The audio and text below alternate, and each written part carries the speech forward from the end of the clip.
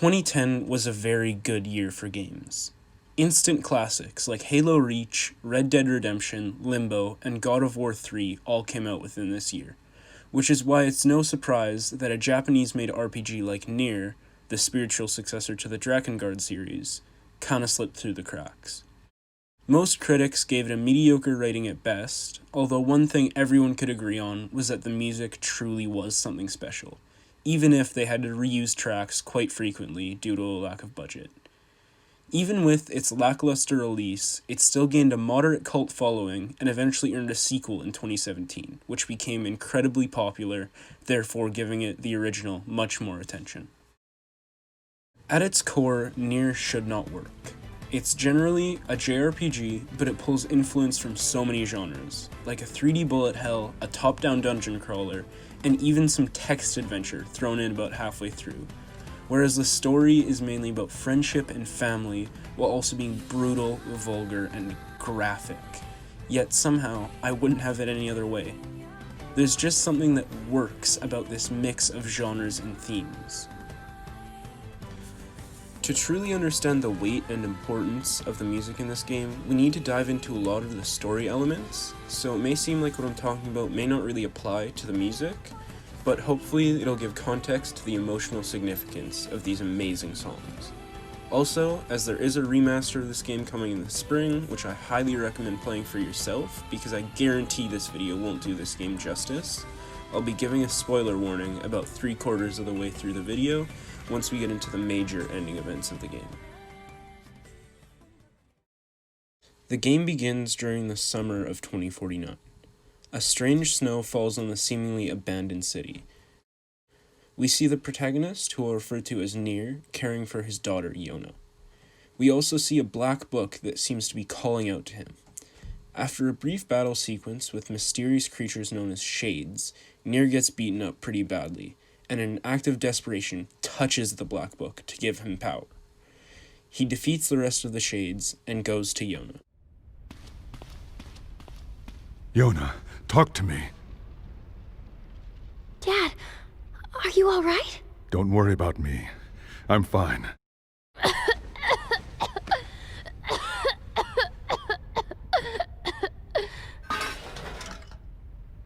Yona? Yona! Oh no. I dropped the cookie. I didn't mean to.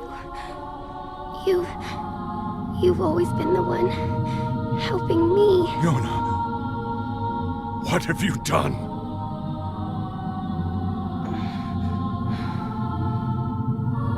So I wanted to. No! Yona! Yona!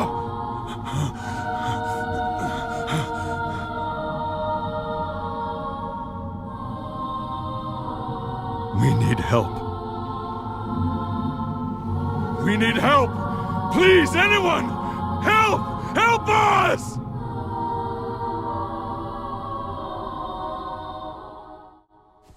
It turns out that Yona touched the black book as well.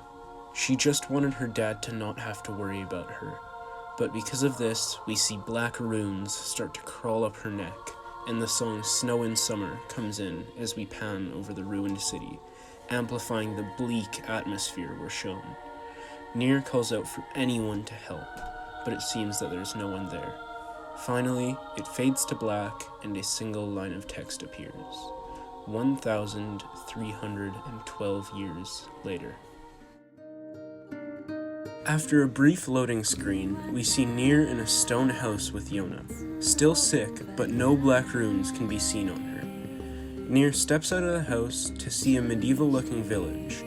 This is where the game really begins. Just outside the house, we see a red-headed girl singing and playing a stringed instrument. We find out that her name is Devla, and her song becomes sort of the theme of this village. It's calming and a nice breath of fresh air after the adventures that will ensue. While Nier is helping out in the village, Yona goes to look for a special flower called a lunar tear at an old abandoned tower. Once Nier finds out where she went, he goes to the tower to find out that she's unconscious behind some sort of magical barrier protected by shades. He breaks the barrier, and as he approaches Yona, a white floating book named Grimoire of Vice introduces himself and thanks Nier for freeing him, as he was trapped behind the barrier as well. He sees Yona and identifies her illness as the Black Scrawl, and he agrees to help Nier try to find a cure as thanks for freeing him. Vice has a vast knowledge on a lot of topics, yet seems to know close to nothing about himself or where he came from. With Yona in his arms, they escape the tower and head back to the village. Nier goes to talk to the village leader Popola, who is Devla's twin sister. Upon seeing Vice, she tells Nier about the song that Devla is singing outside. Although it's in a forgotten language, she tells them what she knows. When the great black book, Grimoire Noir, plunges the world into chaos, the white book, Grimoire Vice, will appear with his sealed verses. He will then vanquish Grimoire Noir and restore harmony to the world. Or so the legend goes. What's a sealed verse? These records are really old, so I can't say for sure. I imagine it's some kind of magic.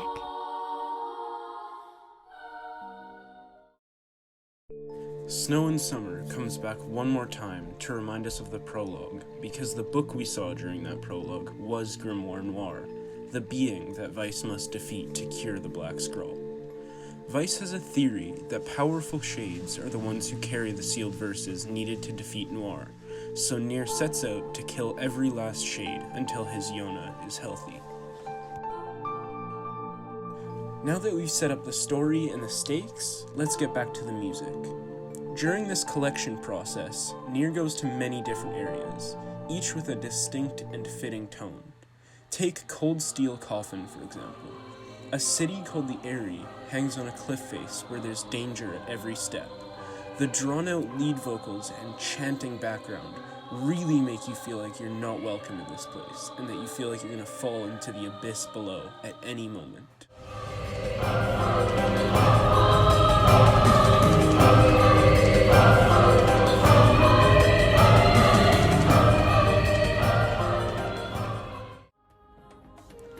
Or the Temple of the Drifting Sands, an ethereal piece that makes you feel confused and lost, yet it still feels weirdly comfortable, perfect for a puzzle-oriented section.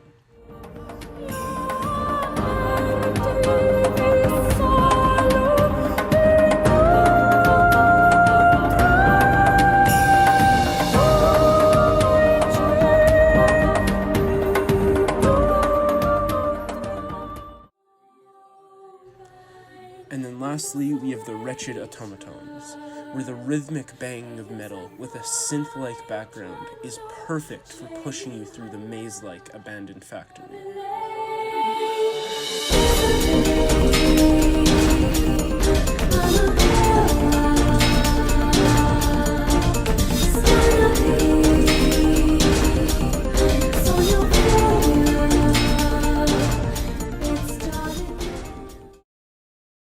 These background tracks really bring the game to life. Even if the music selection is minimal, they're distinct yet familiar in feel. I believe this is due to the fantastic vocals by Emmy Evans, which are a blend of different languages, making them feel foreign and poignant while not being distracting during gameplay. A feeling I believe she perfected in the sequel.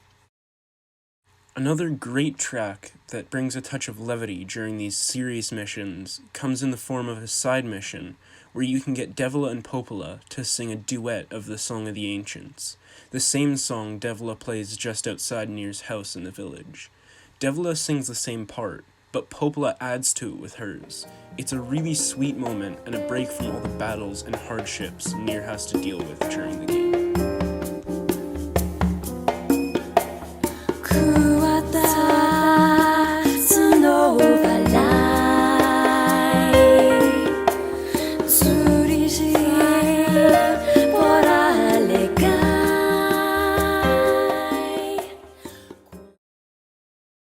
For the next couple of songs, I need to introduce one of the main side characters and companions in this game, Kaine. Kaine wears revealing clothing and swears a lot to cover her insecurities, as she had a harsh childhood as an outcast and a victim of bullying due to her being a hermaphrodite. During the second playthrough of the game, you find out her story through a series of text entries. I can't read them as they're too long, but essentially what happened was that Kaine's grandma, the one person who really cared for her, was killed by a giant shade, and as Kaine was about to die as well, she was possessed by a different shade named Tyran, whom she could now understand now that she's possessed. Normally, the person being possessed would effectively die, but Tyran felt the hate in her heart towards that giant shade that killed her grandma, and struck a deal that as long as Kaine kept killing and kept that hate in her heart, she would be able to keep her body. This is also why a leg and an arm of hers are bandaged. They were actually dismembered by that giant shade, but when Tyran possessed her, they reformed with the signature black runes of a shade, so she covered them up. Nier meets Kaine while he's fighting that very shade, trying to get a sealed verse. When Nier and Kaine are about to defeat the shade, she hears her grandma's voice as the shade tries to convince her to stop fighting as a last-ditch effort to survive. This is where the piece plays.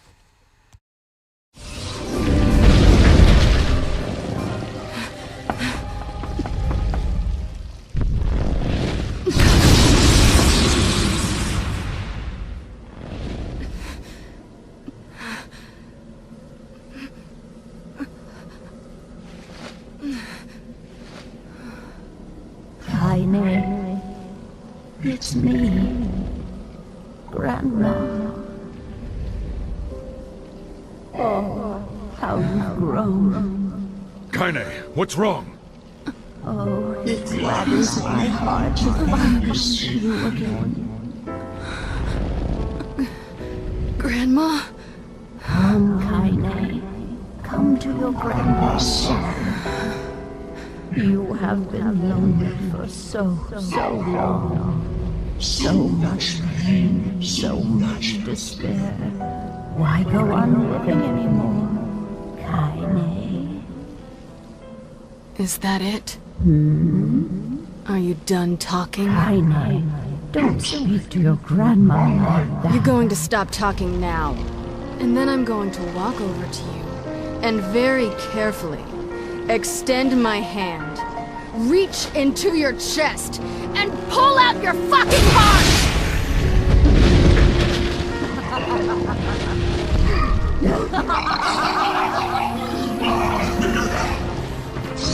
My grandmother would never say that. She'd never tell me to give up on life. Never! I've spent my entire life searching for a way to avenge her death. She gave me the strength to deal with this goddamn mutant body. Do you know how long I've been like this? How much I loathe myself? I'll play it one more time without the dialogue so you can better hear the music.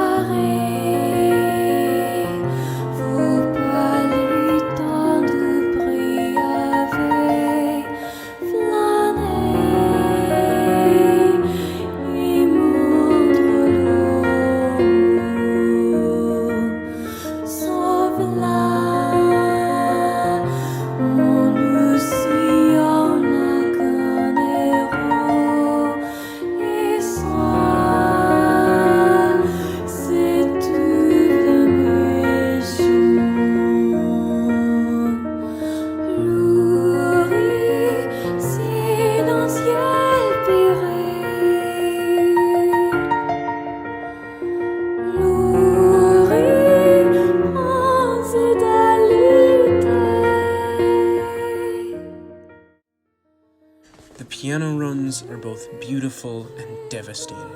They fade in right as Kaine comes to her senses, and it's a huge moment for her, getting to hear her grandma's voice one last time, while also knowing it's just one of the Shade's tricks. She wants to believe her grandma's alive so badly, but knows that she's not. You can hear the anger in her voice as she approaches the shade. The very thing that killed her grandma is now trying to impersonate her, but she's having none of it. The fight begins as the haunting vocals start up. This is it. This is the only reason that Kaine has pushed herself to keep going. And as they finish off the shade, she gets hit badly. But as long as the shade is dead, she doesn't care anymore. She did what she wanted to do, and she has no reason to keep on living.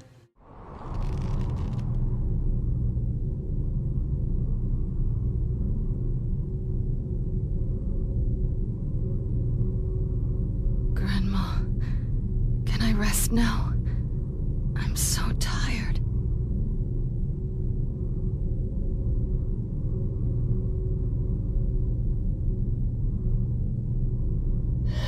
Kaine, over here! Don't give up! You're stronger than that! Don't you dare give up now! This woman is more trouble than she's worth. That's it. Come on!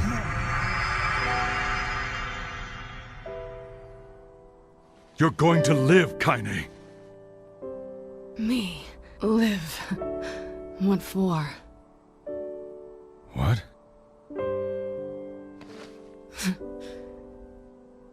I had my revenge. Now it's over. Oh, now see here. This is rich. Vice! We help you in some mad quest for vengeance, and now you think to bid us adieu. How can a fighter so skilled be cursed with such a thick head? A true warrior would fight. They would give all in the service of their friends. Friends? Yes. You and I are friends now. See here, that was hardly the point. Then what is the point? Kaine, come fight with us. Fool, you can't just invite her along. There are many issues that must be carefully weighed and considered. For example, how will she possibly affect our overall ability Cram it, Book. Book? How dare you! I am Grimoire Vice, wielder of arcane. Vice, then. Do not abbreviate my name. You're an ass, but you're also right. I need to live for something besides revenge. Then you'll join us?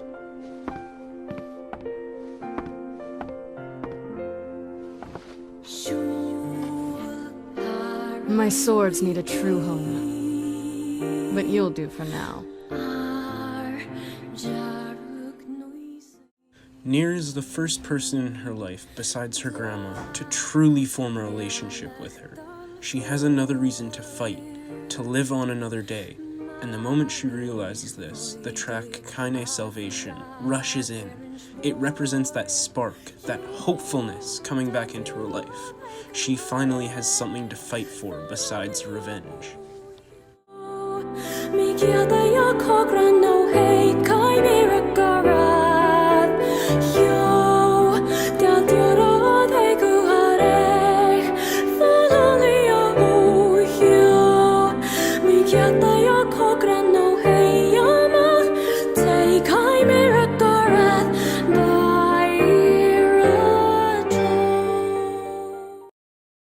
The last couple of tracks I want to talk about come at the very end of the game. This is the point where if you were even considering playing this game for yourself, you should stop watching. But if you're going to stick around, all you need to know is that a very powerful shade known as the Shadow Lord kidnapped Yona and kept her in his castle. Nier arrives at the doors of the castle, having not seen Yona in over 5 years, and he opens the doors to see...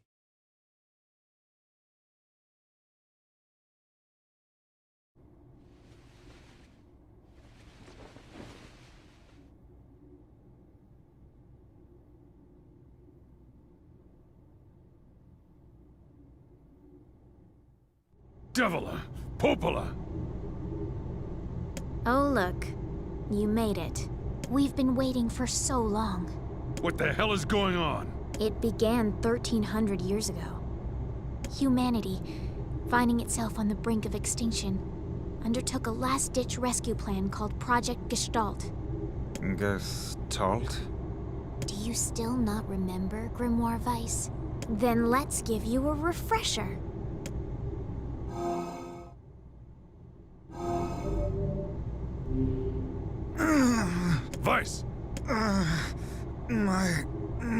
hand! I remember, Devla, Popola. You are not human. In fact... Oh no. Yeah, sometimes the truth can be a real bitch. You want to finish that thought for him, sister? All of us. Every person standing in this room are mere shells created by the true humans. You lie. Nope, not this time. You're not human. None of us are. So then humans... I mean, the true humans... they're extinct? No, they still live on. You know them as shades. Each shade is a twisted remnant of what was once a human being. Crazy, huh? Now let's skip the part where you stand there with your mouths agape and just get down to business. Wait. Wait. Sorry, but we're gonna be needing that shell of yours. The rightful owner has been waiting for a very long time. Please don't be angry with us. We are only doing our duty. Under the command of the true humans, we live eternally for the sole purpose of controlling others. That's the only reason we exist.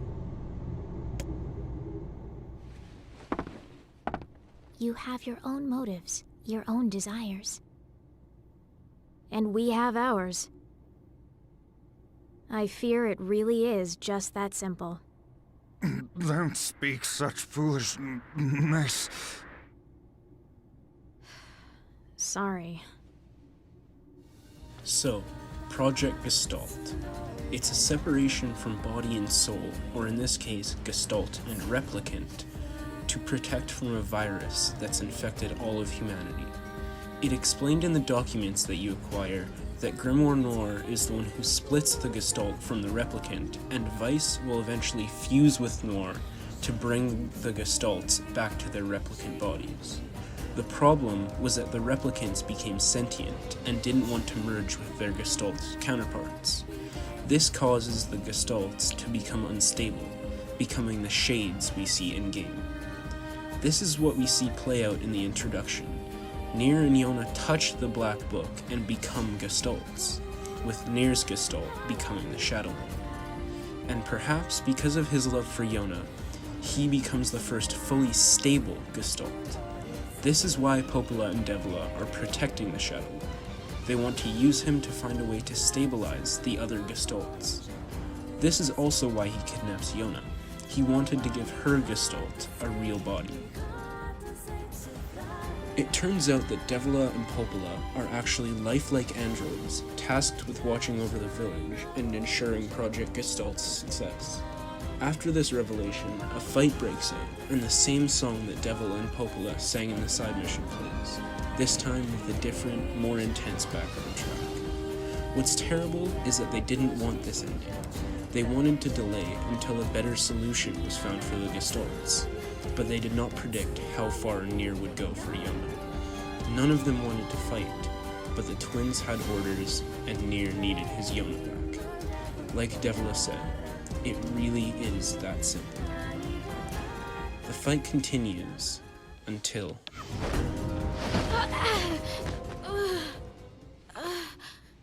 Devla? Devla!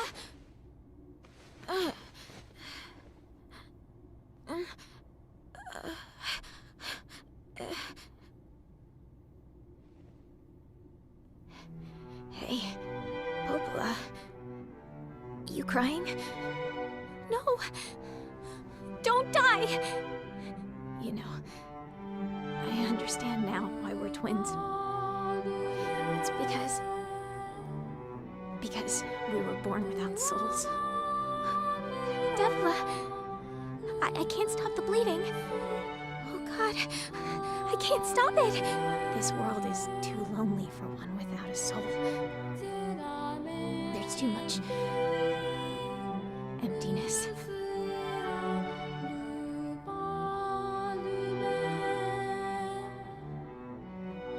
Our souls are missing, but our tears still work.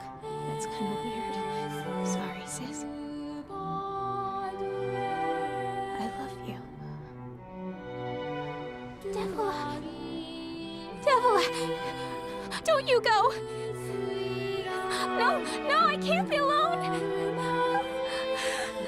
Devila!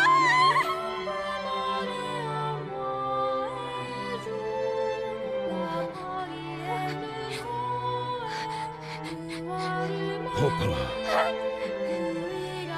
Let's stop this now. Stop. Stop. You want me to stop? You think I have the luxury to stop? You cut down my sister like an animal, and you tell me to stop? Popola, wait! It doesn't have to. No one stops! It's way too late to stop! No one stops!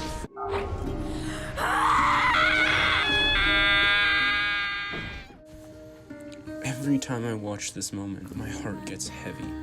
It really is so incredibly sad. But of course, the fight starts up again, and the track that plays is still Song of the Ancients, but instead of two voices, there's just one. Popola singing her sister's part. It's weird that it really is just the same song that Devila sings in the village, but somehow with this context, it feels just so much more empty and lonely.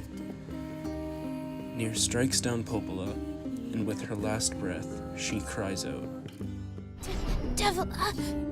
No! Nier defeats the Shadow Lord and is reunited with Yona once again. But at what cost? Even if the twins were androids who didn't have souls, they still cared for each other. And with the Shadow Lord dead, the only hope of stabilizing the Gestalts is gone, and humanity is effectively doomed. It can hardly be called a happy ending. I wish I could talk more about the fantastic music in this game, but it looks like I'm out of time. Thank you for listening, and I hope everything came together in the end. Nier is a game that I love to bits, and I hope this video did it justice. Again, thanks for letting me waste your time, and goodbye.